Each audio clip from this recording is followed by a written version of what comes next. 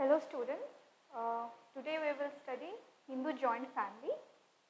I am Swati from National Institute of Science, Education and Research, and I am here to teach you about what is family and what is Hindu joint family. Okay, so in the first slide you can see what is a family. There is a picture of a family where you can see there is a father, mother, a child, a grandfather and also a grandmother.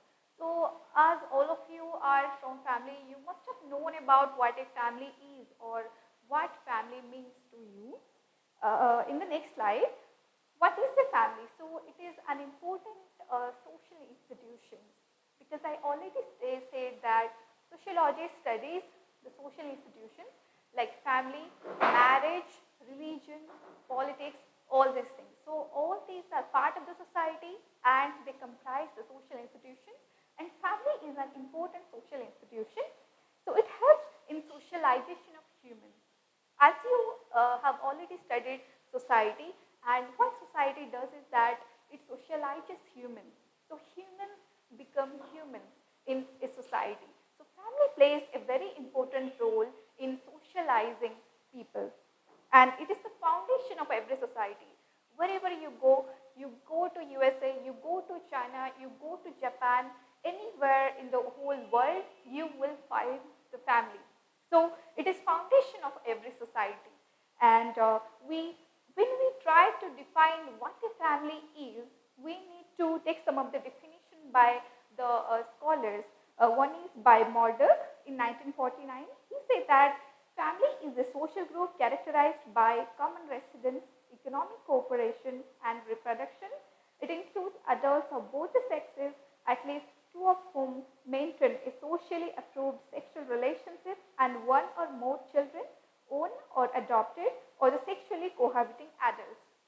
And another definition is by Burgess and Locke, where they say that the family is a group of persons united by ties of marriage, blood, or adoption, constituting a single household interacting with each other in the respective social role of husband and wife, mother and father, brother and sister, creating a common culture. So what family does is that it helps in shaping the culture, because we know that culture is a way of life and our own culture that is shaped by the family. And the family that can be constituted of the father, mother, brother, sister, grandfather, grandmother, all these people are there, and a family can be made from blood relation, or it may be also from adoption. Okay, and also it may be from marriage. So when two people marry, they also form a family. Okay, so in the next slide we see that the definition of family. So we need to understand what is a family before going to Hindu joint family. Okay, so the first definition is by Nimkov, who says that family is a more or less durable association of husband and wife with or without child, or of a man or woman alone with children. As the definition is very clear, you must have understood what a family means. And also, according to the definition of McIver, family is a group defined by sex relationship sufficiently precise and enduring to provide for the procreation and upbringing of children. Another definition is by Kingsley Davis, who says that family as a group of persons whose relation to one another are based upon consanguinity and who are therefore kin to one another. Okay, so that means consanguinity means that is based on the blood relation. Okay, here because we are related to our brother, we're our father, our grandfather, so that also constitutes the family. And one of the renowned anthropologists, Malinowski, he opined that the family is the institution within which the cultural tradition of a society is handed over to a newer generation. This indispensable function could not be filled unless the relation to parents and children were relation reciprocally of authority and respect. So as we know that a family is the foundation of a society, so this family, it shapes the culture, it shows the way to live the life, so that particular culture is transmitted from the parents or grandparents to the next or future generation. So, according to Talcott Parson, families are factories which produce human personality. So, what it means is that the families, they shape the personality of people. Okay, so our own personality, everyone's personality is shaped by the family. Okay, so here Dr. Parson is trying to say that these families, they build the kind of personality that an individual carries forward towards his life. So in the next slide, we will be just looking at few types of family. Okay, the first is the nuclear family, then the reconstituted family, then the single parent family, then the extended family. Okay, so nuclear family, as we know, this particular type of family is seen in the urban areas. Okay, here two parents with biological children living in one household, and in the reconstituted family, two partners living in one household sharing parental duties for one or more children, but only one of the same is the biological parent. Okay, so here you can also see this kind of family in the urban areas or in the industrialized area, where the family or the father and mother, they are divorced. So one particular member, or you can say the mother or the father, remarries.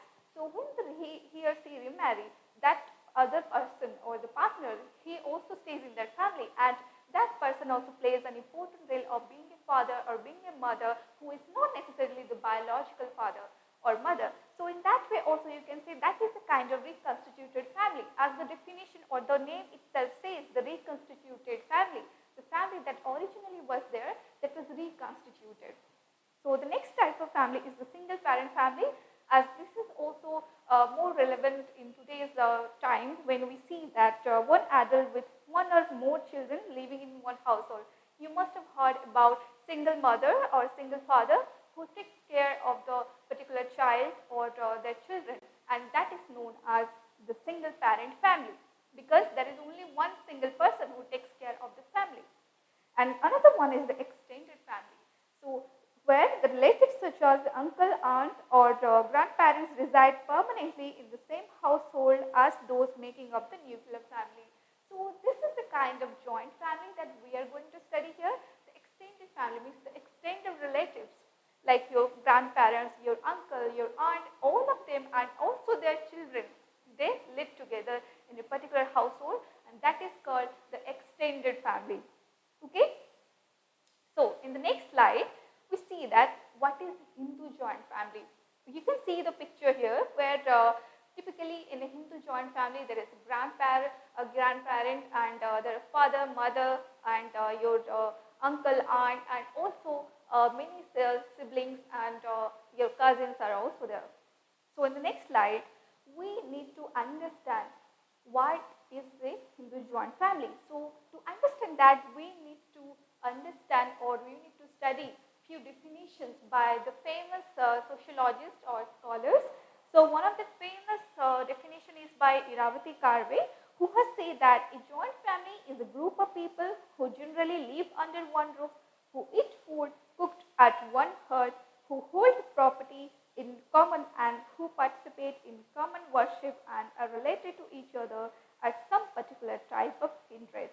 Okay, as the definition is very clear, which says that here all the people, they live under one roof, they eat the food that is prepared in the common kitchen, and also they hold the property in common. So there is no division of property here, but the property is held in common, and they also participate in common worship, because in Hindu joint family, as when a Hindu is also there, you need to understand there is also a Hindu which says that that is a connotation of religion. So you can say that the members, they also participate together in the worship, and they are related to each other as particular type of kindred.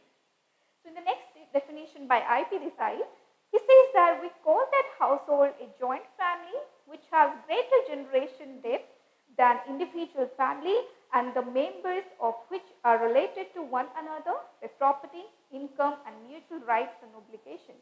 So he has tried to give a different definition to Hindu joint family, who say that in a particular household, the generation depth is more. That means more than 1 to 2 generations live in a particular family, and they are related to each other through a common property. They hold a common property, and also they have mutual rights and also obligation. Rights in the sense that the elders have the responsibility to take care of the children or the younger ones, and the younger ones have the responsibility to respect the elder people or the parents or the grandparents, okay, their uncle and aunt. So you can see that a Hindu joint family, it's not about you are having everything in common, but it is also about having some rights and obligations. Okay. So in the next definition by Kingsley Davis, he says that the joint family consists of person having a common male ancestor, female offspring, not yet married, and women brought into the group by marriage. All of these persons might live in a common household or in several households near to one another, and in any case, so long as the joint family holds together, its members are expected to contribute to the support of the whole and to receive from it a share of the total product. So here there is also, you will find a different dimension in this definition of Kingsley Davis to joint family. What he is trying to say that here there is a common male ancestor, okay, because we particularly in India, we have a patriarchal family where our fathers or the grandfather, they take all the responsibilities, they take all the major decisions of the family. So in that way, we can say that we are having a common male ancestor and the female offspring not yet married, okay, and then also they have a kind of, they contribute to each other, they contribute to the production. So he has viewed the family as a production unit because we know that Indian society is majorly a rural society. You can say, though the time has changed and urban areas have grew in recent time, but in majority, traditionally Indian society is a rural society because Mahatma Gandhi has also said that India lives in its villages. So you can see that in the villages and where also our economy is also agrarian and we depend more on agriculture. Also in today's time, you will find that agriculture is a main mode of production, or here the economy is more dependent on agriculture. And these joint families, they though the members, all of the members, the children and the younger ones or the elder ones, all of them, they contribute to that agriculture, and they also work in the field together, and they contribute to the production, they contribute to the agricultural production in that particular village community. Okay. So another definition is by Jolly, who says that in a joint family, not only parents and children, brother and stepbrothers live on the common property, but it may sometimes include ascendants and collaterals up to many generations. Okay, this is also point we already studied that there are many generations living in a particular household. They have common property, they have some responsibilities, and also they have some obligations. Okay, and another definition is by Henry Maine, who has said that the Hindu joint family is a group constituted of known ancestors and adopted sons and relatives related to these sons through marriage. Okay, so we can't say that if the one particular member is adopted, then he or she is not part of that particular Hindu joint family. No, here it's not like that. So not only those relatives or the relation that were formed from the marriage, but also the blood relations or that kind of relative, and also the adopted relatives, they also constitute the family members, and that comprises of the Hindu joint family. So in the next slide, we will try to understand the characteristics of Hindu joint family. So from the definition, you must have already known about what can be the characteristics of Hindu joint family, because we live in India and we know that Indian society have this Hindu joint family, which is the basic or the core of the social system. Okay, so the first characteristic is large size. Okay, because we are talking about joint family, we are not talking about nuclear family or single parent family. No, we are talking about joint family. So that means that a particular family that is very large. Here, the people or the members from different generations, our grandparents, father, uncle, aunt, and also your sisters or brothers, they live together. So in that way we can say that it has a large size. And the next point is common residence. So here all the members, they have a common residence. They live in a particular house and they don't live in different places, but they have a common residence. Then also another important characteristic is the joint property is there. So here the property, or you can say property means what? The land, you can say, or other gold or house or all those things, those are the properties. But those are not divided among the members or among the fathers or the grandparents. No, that is not divided. So that is joint property. And then common religion. So because all the members, they live in a particular family or at a particular place, at a particular residence. So in that way, they also together, they participate in the common worship. As we know that in our Hindu joint families, we also have a concept of Kul Devta. You must have heard about it. So what does it mean? It means that the family members, they all together, they participate or they worship a common deity or goddess, you can also say. Then cooperative organization. So others say that here all the members, they cooperate each other, and because our village system or Hindu joint family, that is so much dependent on agriculture for the sustenance. So you can say that here all the members, they participate or they provide their labor together to have that production or agriculture production and to increase it also. Okay, in that way we can say that it is a cooperative organization. Here every member, they cooperate each other and try to be productive. And also it is a productive unit. And the last point is mutual rights and obligations. So here I have already also highlighted this one point that there are not only rights but also obligations. So the mutual, that rights and obligations, those are also mutual. So the elders, they have certain rights and also they have certain obligation towards the younger ones, and the younger ones have certain duties and responsibilities and also rights to the elder ones.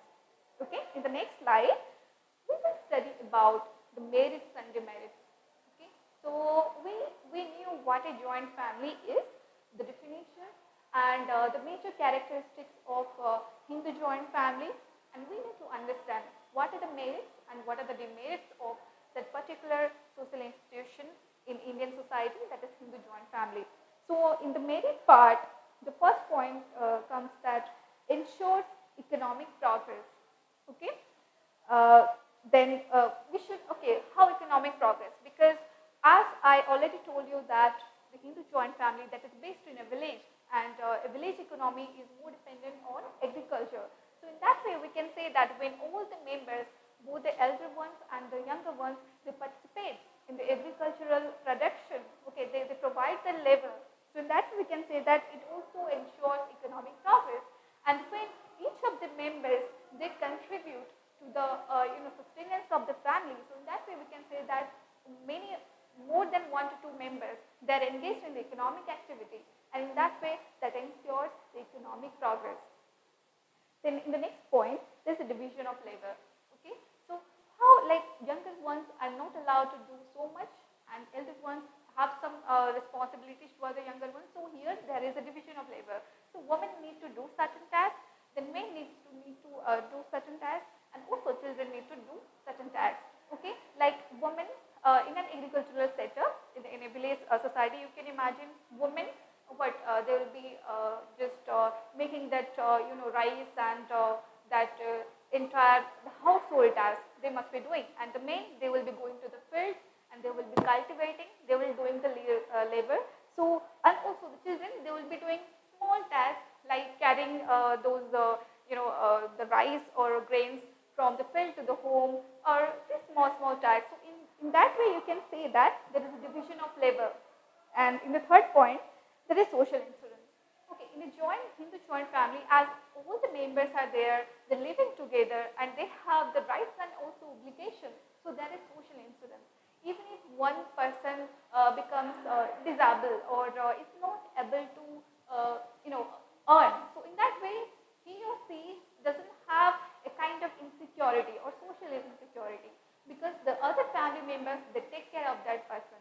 Okay, so in that way we can say that it gives a kind of social insurance to the persons who are not able to work or who are not able to be productive. Then opportunity for leisure. So what happens is that when in the joint family there are so many members who are working together, who are working as a cooperative organization. Here what happens is that one person, suppose one person is too much tired or has done a lot of tasks. So if the remaining tasks that can be done by other persons, so there is a kind of sharing of the work or the task or the kind of productive task. So you can say here that there is also this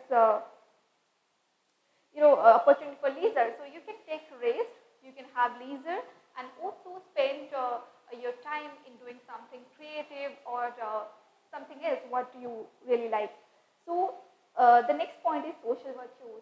So what happens is that in a particular Hindu joint family, certain social virtues like honesty, integrity, and having compassion for others, all these kind of social virtues are taught in a Hindu joint family. Our parents, our grandparents, they teach us these things. Okay. Then it avoids fragmentation of land holding. As I said that here in a Hindu joint family there is common property. So in that way the sharing of the land holding is not done. So there is the property is in common. So the fragmentation or the division of the land is not done here. And now coming to the demerits. So in the first point, it is the Hindu joint family, it becomes the home for idlers. So what it means is that there are certain lazy people who don't do the task, okay, and but they also enjoy other facilities, or you can say other things that are provided by the family. They get the free food and also free shelter without doing anything. So in that way we can say that home for idlers. So not all of them work hard and also not all of them are sincere enough. So in that way we can say that this joint family that can be a home for idlers. Then it is hindrance for development of personality. Okay.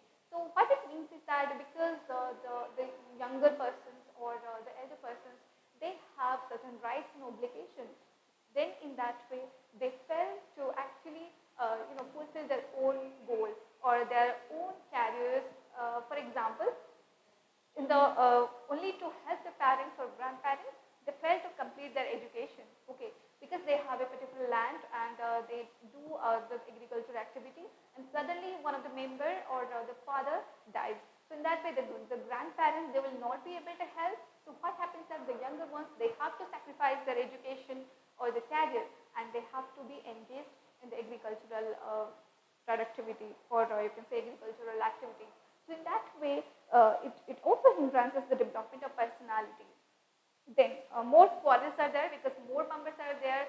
So in that way they will have different likes and dislikes, and also that will lead to more quarrels and no privacy, because we are here the members are living in a particular residence, and sometimes you may see that there are not enough space, or there may not be separated rooms or separate spaces for all the individuals. So in that way there is harm of privacy, and there is uncontrolled procreation, because the responsibility of raising the children is not on a particular individual, because that is shared by all the other members as well. So here there is also uncontrolled procreation, and it is unfavorable for accumulation of capital, because the saving will not be done, because the family members who earn, there will be few members who will be earning, and in that way that will be also enjoyed by the other members or the younger ones. In that way there will be very little scope for saving, or there will be no scope for accumulation of capital. So in the next slide we will be studying about the type of joint families. Okay.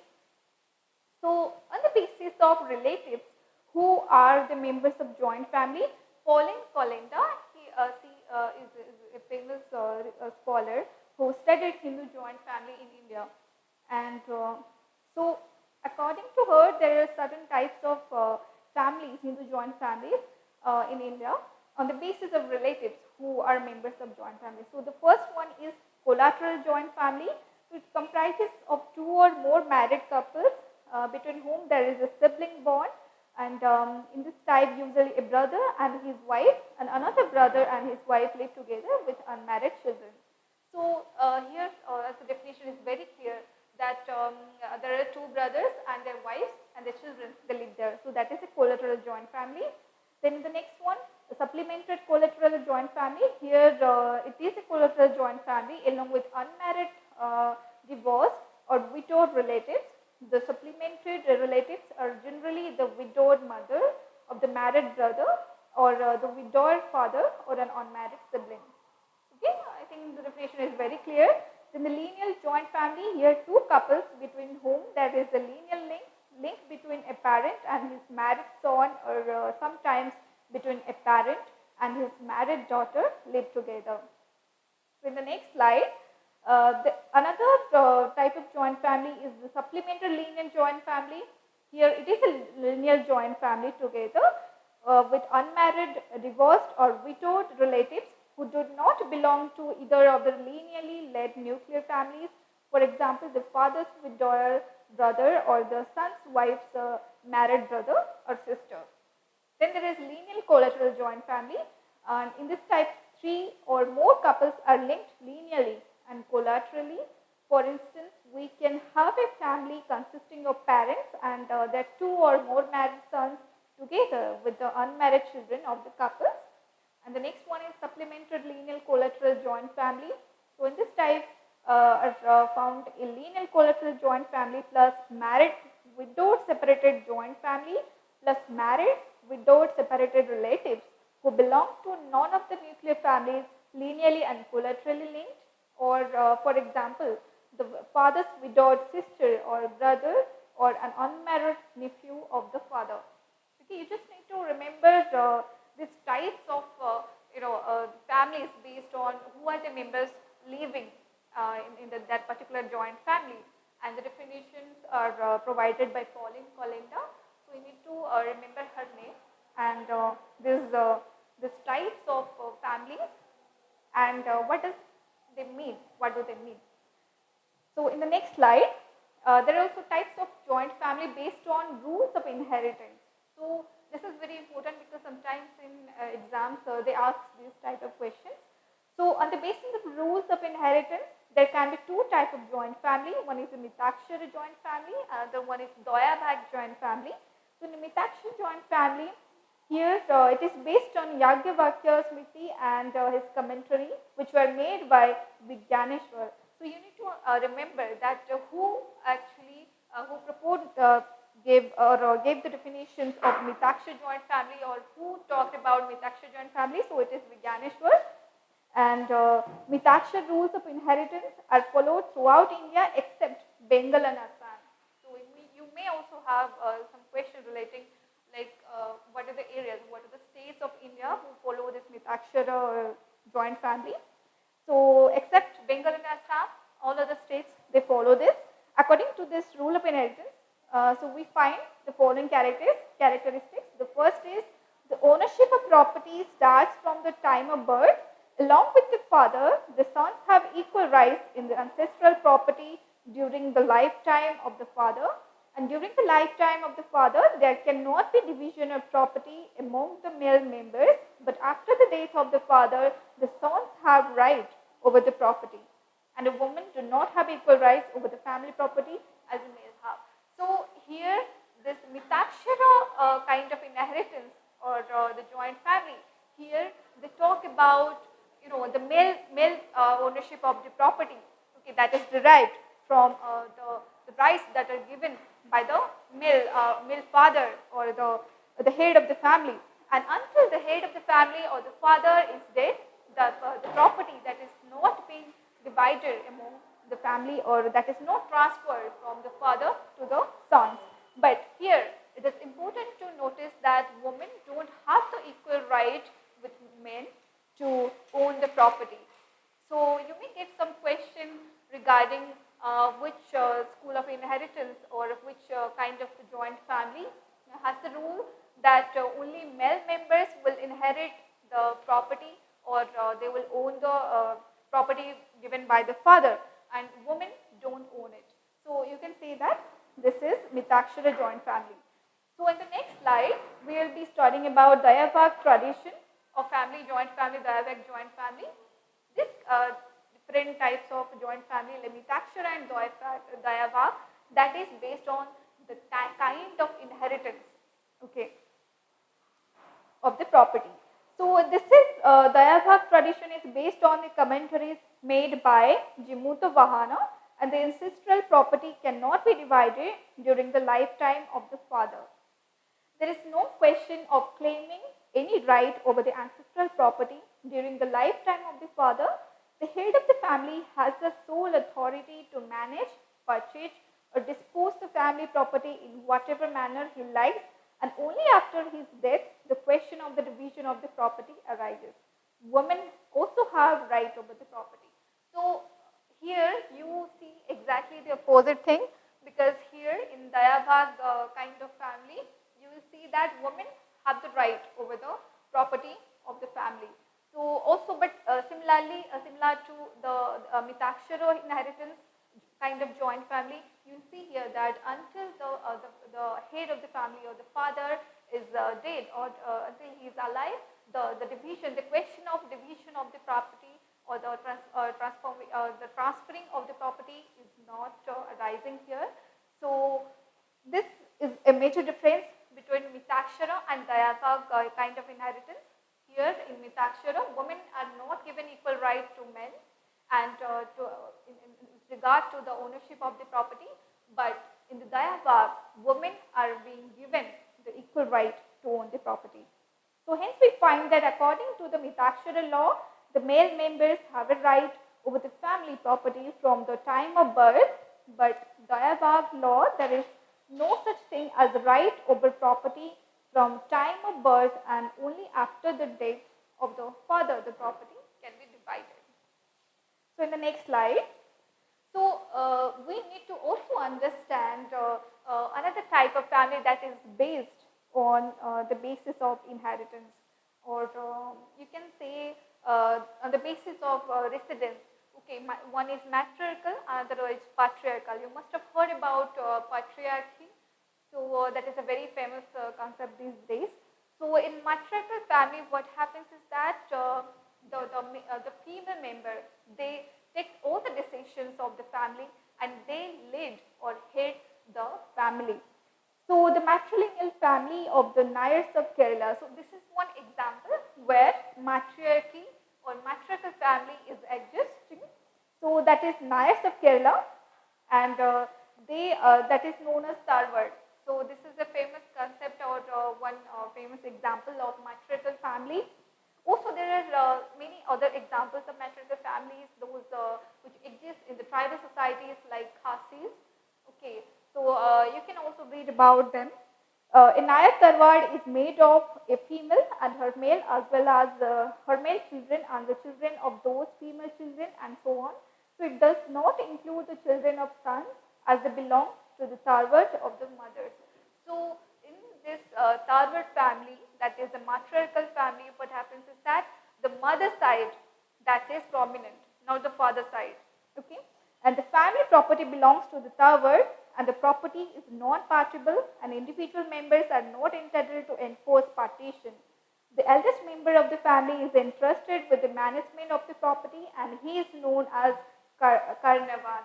So you need to remember three concepts here. One is the Tarwad. So you need to remember exactly the example, that is Nayars of Kerala.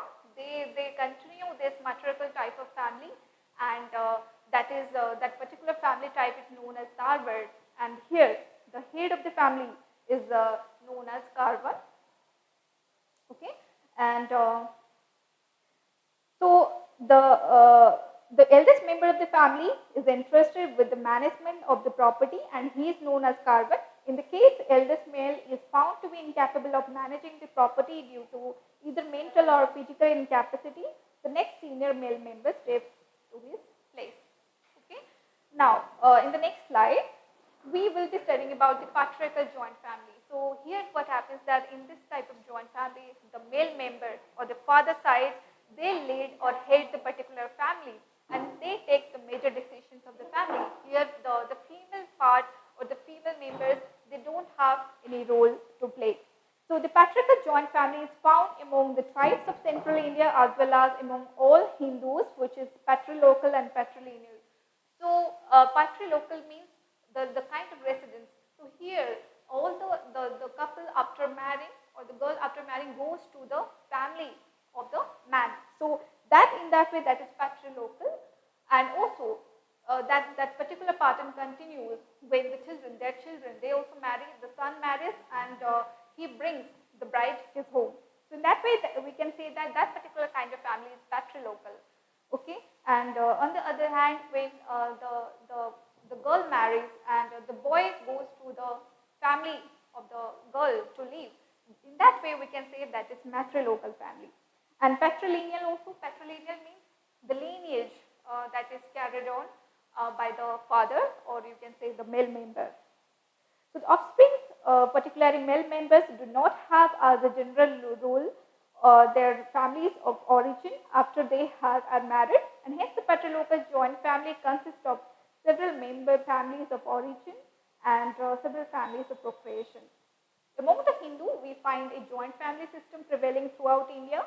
The head of the family or the karta of the joint family has a right to make decision for his family because he is the working head and he decides all family matters.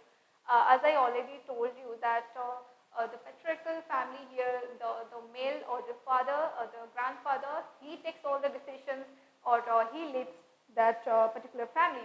On the other hand, in the matriarchal family, it is the mother or the mother side, the girls, they lead the family, they take all the decisions of the family. So there are many patterns of joint family found in different parts of India, and the different castes and tribes of India show different forms of family organization, but fundamentally all family constitutions are either patriarchal or matriarchal. So in India particularly, patriarchal type of family is more prevalent than that of the matriarchal family, because matriarchal family is seen in few tribal pockets of India and also in these Nayars of Kerala. But still in that particular Tarwar family that we talked about, still there is male dominance because it is the male who take the decision or who own the property. So in the next slide, we will be looking into the recent changes. So what are the changes in the Hindu joint family in the recent days? So what are the factors of change we need to understand first of all?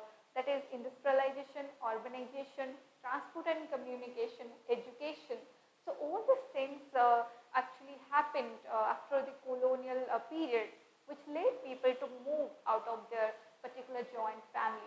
So what happened is that for education or for employment, they moved from their home to the cities. So in that way, that divides the Hindu joint family. So due to industrialization, nuclear family are on rise.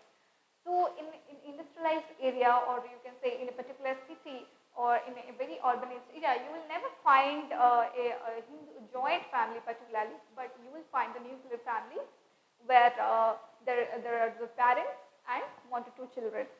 The communication transportation have led to change in the residence of some family members and rise of households. So the household concept is much different from that of family, because the household that is more prevalent in these urban areas where the people from that particular joint family, they come and reside here for a particular purpose like for education or for employment or for livelihood or others. So here what played an important role is communication and transportation. So these factors led people to move out of their residence, and that led to division, or you can say the joint family was divided. So in place of individualism, discourage people to live in joint families. So these days you will never find that people are very much interested to live in a joint family, because we already studied that there is no privacy there, the personality is not grown properly in a joint family.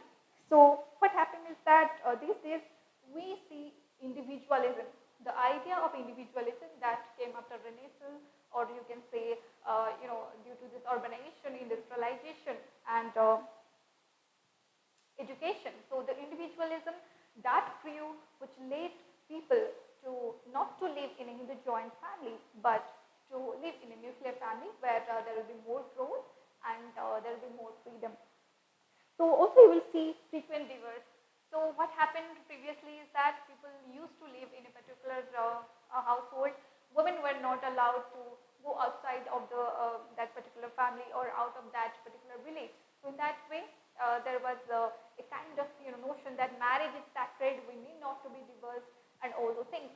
But due to women empowerment, or you can say many other factors these days, this divorce that became more prevalent. And this is also a major change in the Hindu joint family. Now in the next slide, coming to some of the questions. So what do you mean by Hindu joint family? So here you can just write about what you mean by family, okay, give some of the definition, and then Hindu joint family, try to give some of the definition and few characteristics like common residence, common property, common religion, all these things. Then what are the characteristics? Again, you need to give the definitions also, because in the definition there are certain characteristics. Then write about the characteristics and describe them. Then the next question is discuss about recent changes in the joint family. So you can mention the continuing divorce rates that is increasing, and also the rise of the households and the factors of change like transportation, communication, urbanization, industrialization, which led to the disorganization of Hindu joint family. So we are done for today's class, Hindu joint family.